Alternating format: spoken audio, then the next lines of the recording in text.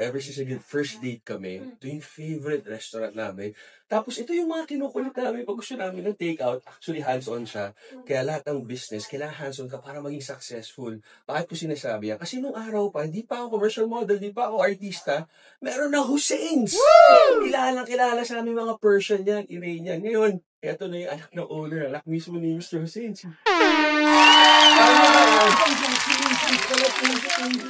Ari, gumaganda na.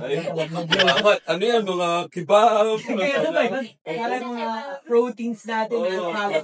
Gutom na. Parlez-vous français? Comment allez-vous? Je m'appelle Carlos Agassi et vous? Buz Hoshkel, merci Azizam, Tomoriga to gozaimasu.